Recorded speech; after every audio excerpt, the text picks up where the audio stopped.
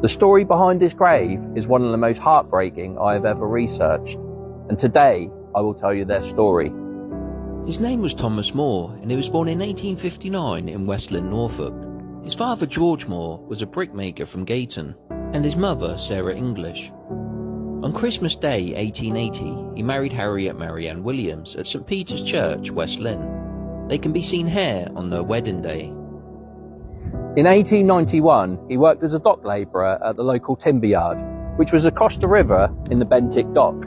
They lived near the riverbank where they brought up their 6 children. They can be seen here in the 1910s. On the 13th of June 1921, a man was walking by and he noticed an object in the water. On closer inspection, he noticed it was the body of a man fully dressed. It was soon established it was the body of Thomas Moore. On the Tuesday morning, the inquest was held here at Cooper Roller Bearings. George Moore, storekeeper and son of dead man, said the last time he saw his father alive was on Sunday evening. He was then lying asleep on the sofa at home. His father ate well and slept well. He was a very active man and was a little bit worried about being out of work. His wife said Thomas was a labourer at West Lynn shipyard. He had been out of work for 5 weeks, but was recently working as a labourer for Mr. Barnes in Clenchwarton. At 9:30 a.m. he left home and did not say where he was going, but was expected home at 12 o'clock.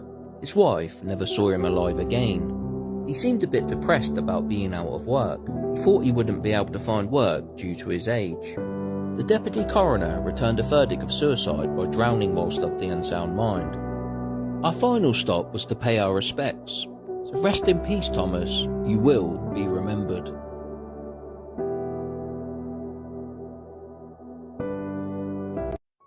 Today we're going to pick another random gravestone in West Lynn churchyard and research their life, so let's go. We're looking for a grave which is easy to read. As you can see, a lot of these are really weathered, so they're completely unreadable.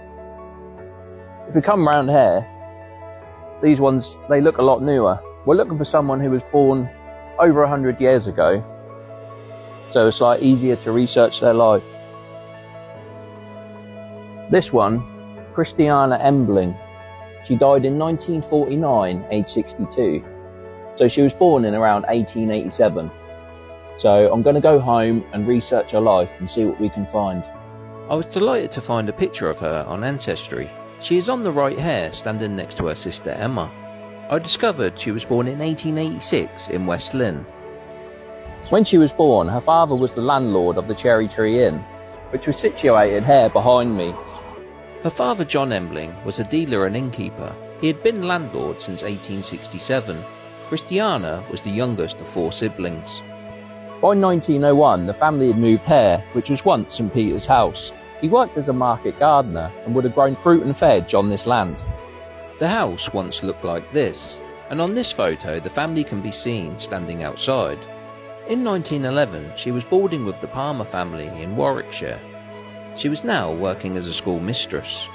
By 1913 she had moved back to West Lynn, and she continued her work as a school teacher. She lived in St. Peter's house the rest of her life, passing away on the 8th of June 1949, aged 62. The funeral was held here in St. Peter's Church on June the 11th. It would have been filled with family and friends. Her obituary said she had been teaching in King's Lynn for 33 years, and that she retired in November 1946. She taught at St. Margaret's School, All Saints School and St. James's Boys' School over the course of her teaching career. It is the ordinary people like Christiana I like to remember, and I'm glad I was able to share her story with you all today.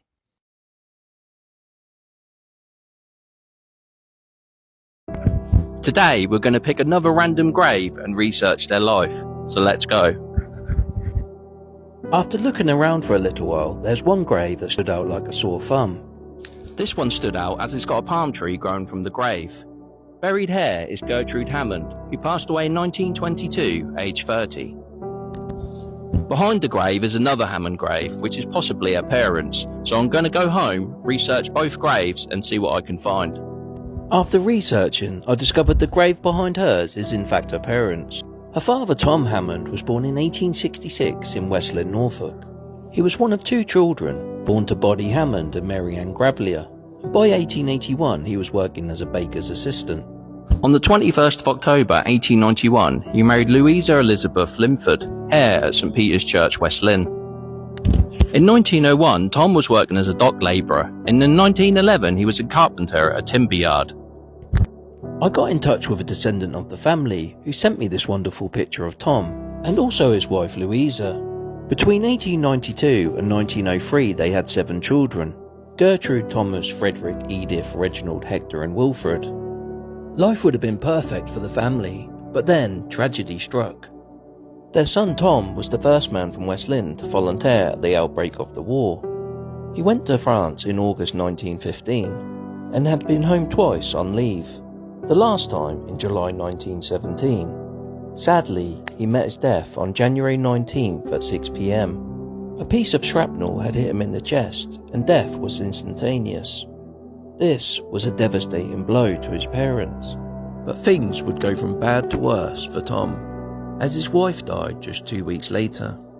The sad circumstances surrounding her death was reported in the local newspaper. It said Mr. and Mrs. Hammond received a notification of the death in action of their eldest son, T. Hammond, a young soldier who was esteemed by all who knew him and was a special favourite of his mother. His death was a very heavy blow to Mrs. Hammond, and she was completely overcome by the news. Early on Saturday morning, she was conversing with her husband on the sad topic, when she suddenly fell back and expired soon afterwards. The medical evidence showed that the death was due to heart failure, brought on by strain undergone since hearing of her son's death.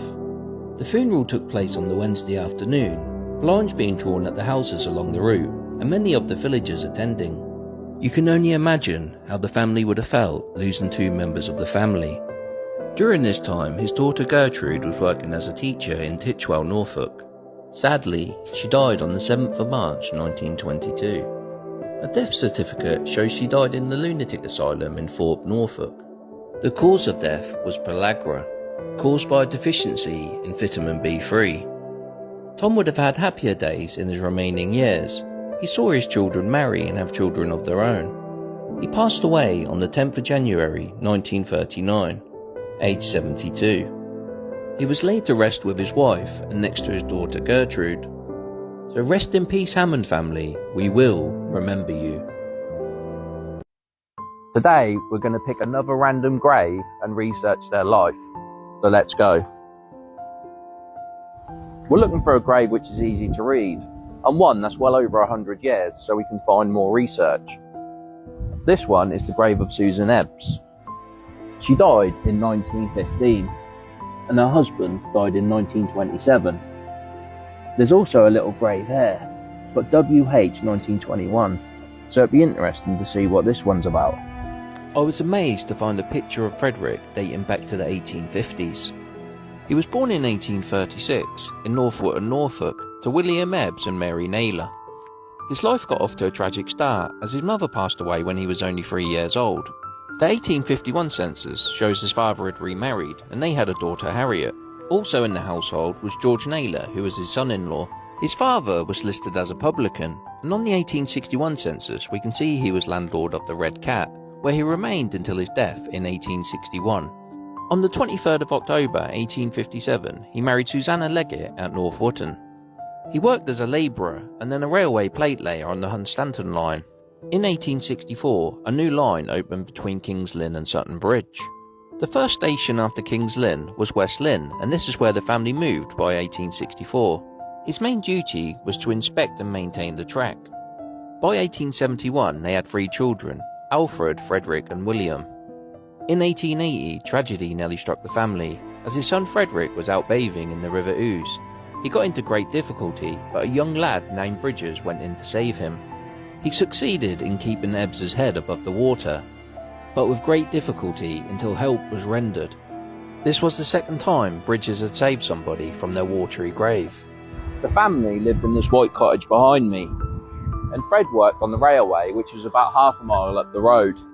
In 1891, he was working as a railway fireman, whose job it was to tend to the fire to power the steam engine.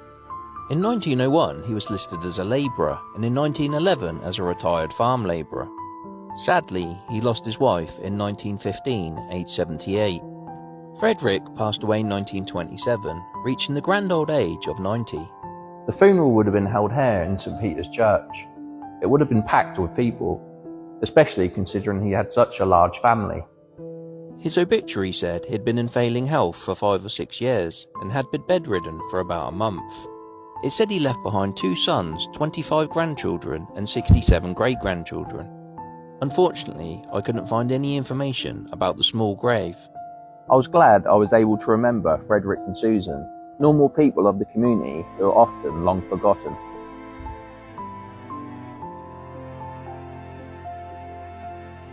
For decades, this grave was hidden by this holly tree, and today I will tell you why it was completely forgotten. For years the grave was completely concealed by the tree, and when it was cut back I was astonished to see the grave inside. It's really well preserved, but the epitaph reveals a very sad story. Emma J. McLean passed away on January 14, 1891, aged 20, and her daughter in April 1891, aged 3 months. So I'm determined to uncover their story and unearth the reasons behind this abandoned grave. The mother was born Emma Jane Viney in 1871 in India, where her father was in the Royal Horse Artillery. Her mother Jane was also born in India to a military father. On the 25th of April 1888, aged just 17, she married 29-year-old Samuel William McLean in Bengal, India. Samuel was also in the military. They had a son Douglas who was born in 1889. Samuel's parents were from Cambridgeshire, but records show in 1891 they were living in Ferry Road, West Lynn. At this time Emma was pregnant, and it's likely she came to West Lynn to give birth. She had a baby daughter on the 13th of January 1891. Sadly, Emma died the next day due to complications during childbirth. The newborn baby, who was named Emma Jane after her mother, was baptised here at St. Peter's Church on the same day. Tragedy struck the family again, as baby Emma died on April 3rd, 1891, aged just 3 months old. She was buried with her mother on the 8th of April. Baby Emma must have been living with her grandparents, as during this time her father Samuel was living in Tiverton, Devon with his in-laws. In December 1891, he remarried, surprisingly, to his wife's auntie. He passed away in the Devonshire town in 1901. Their surviving son Douglas was probably too young to remember his mother and was only 13 when his father died. Emma's family lived many miles away, and as the generations passed, this grave would have been simply forgotten.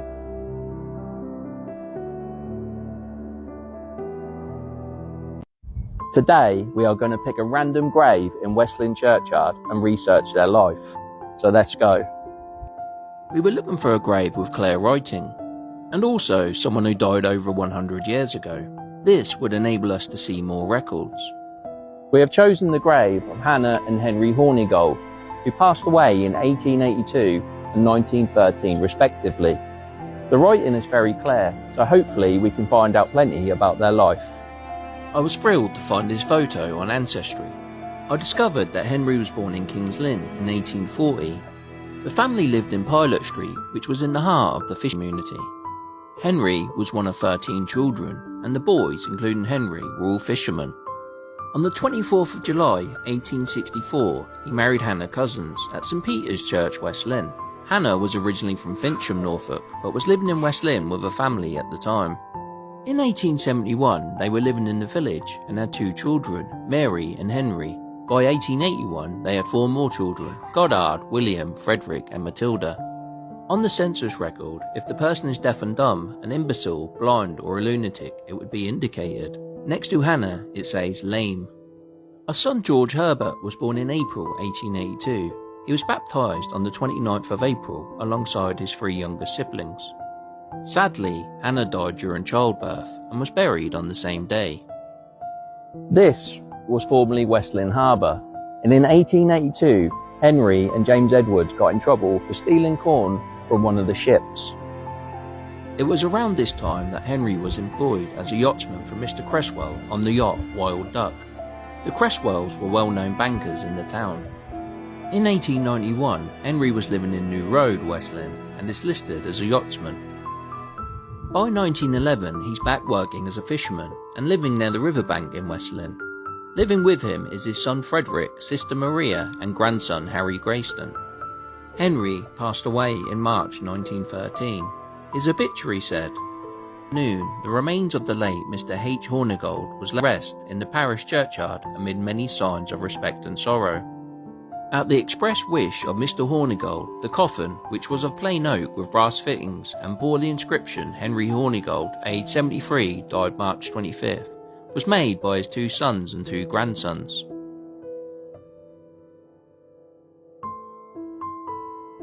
Today, I'm going to look for the oldest grave in the cemetery and research their life, so let's go. There were many old graves, but they'd been weathered so bad they were unreadable. On some, you could make out the year but not the name, or just the name but not the year. The oldest readable grave I could find was this one from 1860, and we can just about make out the name of Giles Walker written on the side. On the side, it says of North Lynn and died January 21st, 1860. With this information, I was ready to start my research. Giles Walker was born in 1793 in Londonthorpe, Lincolnshire, to William Walker and Susanna Gregory. He was one of 2 children born to the marriage, after his sister Elizabeth, who was born in 1787. Sadly, his father passed away in 1809 when he was only 30 years old. In the 1820s, Giles moved to North Lynn, a long disappeared village, which was once just north of West Lynn. In 1830, he married Mary Briggs. By 1838, they had 4 children: Susanna, Amelia, Caroline and Elizabeth. The next record I could find was a marriage record from the 12th of September 1844. It shows Giles was a widower and aged 51, and his marriage was to 21-year-old Caroline Crompton. They had a son, Giles, in 1844, and Fanny Letitia in 1845. Sadly, Fanny passed away when she was 3 months old. A son, William, was born in 1849, but tragedy struck the family again in the same year, as Amelia passed away, aged just 17. A daughter, Emily Grace, was born in 1850. We found a newspaper article from July 1850 that said a stained glass window had been placed in St. Peter's Church, West Lynn, in memory of Amelia, dedicated from her 3 sisters. So our next stop was to find the window in the church. The newspaper article said it was at the altar end of the church. I can see it says 3 sisters, so let's take a closer look. It said, "To God and the Church. In memory of a beloved sister, Amelia Walker, died July 29, 1849, aged 17. This window is dedicated by her 3 sisters." The 1851 census shows the family lived at North Lynn Hall, and Giles was a farmer of 700 acres. I found reference to the family in an old West Lynn handbook. It said the Walker family of North Lynn Hall were worshippers at West Lynn St. Peter's, and one elderly resident of the parish remembers being told as a child by her grandfather that he could remember the Walkers driving from North Lynn to West Lynn Church for morning prayer. I also found this fantastic photo of North Lynn Hall online. The hall was said to have been demolished in the 1930s. In 1853, the Marsh Cut was dug, which changed the course of the River Ouse. The parish of North Lynn was split in 2, and North Lynn Hall was now on the other side of the river. Giles passed away on the 21st of January 1860. He was aged 67. Whilst in the church, we also found a plaque dedicated to his sister, who passed away in 1841. I've also found this plaque, which is dedicated to his first wife Mary. It tells us they had 5 children and she passed away in 1838.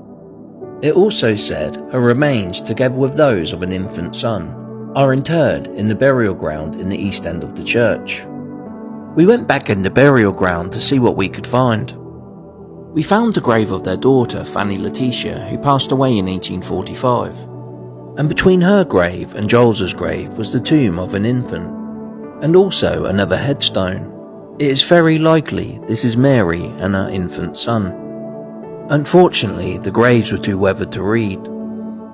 By 1861, his wife Caroline had moved to Tunbridge in Kent. By now, all of their children had married apart from Grace, who remained with her mother the rest of her life. Caroline passed away in 1915, aged 90. an incredible 55 years after her husband. Our last stop is to pay our respects, so rest in peace, Walker family. You will be remembered. Today, I'm going to pick a random grave and research their life, so let's go. Many of the graves were so old they were difficult to read, but then we found one with nice clear writing. I've chosen the grave of Robert and Annie Lamb, who passed away in 1943 and 1952. So I'm going to go home, research their lives and see what I can find. Robert Lamb was born in 1874 in West Derby, Lancashire, to Robert Lamb and Jane Jones. His father was a gardener and the family lived in Prescott Road. I found some fantastic photos of Robert on Find My Past. At the age of 14, he started teaching and served his apprenticeship as a pupil and pupil teacher at Knotty Ash School. After 2 years at Chester College, he went to St Mary's Edge Hill in Liverpool. He remained in Liverpool for 5 years as a chief assistant. On the 1st of October 1900, he left Liverpool to become schoolmaster here in West Lynn. He would have made the 187-mile trip by train. He would have been nervous but excited about his new position. On the 25th of August 1901, he returned to Liverpool and married Annie Battersley. They had a daughter Doris in 1903 and Ruth in 1904. Annie was born in 1906. The school was small and the village was expanding. Exciting news was to come. In 1907, a new school was built in the village, and Robert saw it transformed into an elementary school. Not only was a new school built, but a new schoolhouse, which would have been perfect for Robert's expanding family. They had a son, Robert, in 1908. All of their children became school teachers, and at one time, nearly all of the children at the school were taught by the Lamb family. Robert retired in 1937, and a tribute was paid by Mr. Howard, Education Secretary. He said Mr. Lamb is the only man I know to have taught his own grandchildren. Mr. Lamb thanked the staff for their cooperation. He said, "We have been most friendly and it has been a pleasure to work with them. I must pay tribute to my wife. The jobs that I have undertaken in the village would have been impossible had it not been for her assistance." In retirement, the family lived in Clenchwarton Road, West Lynn.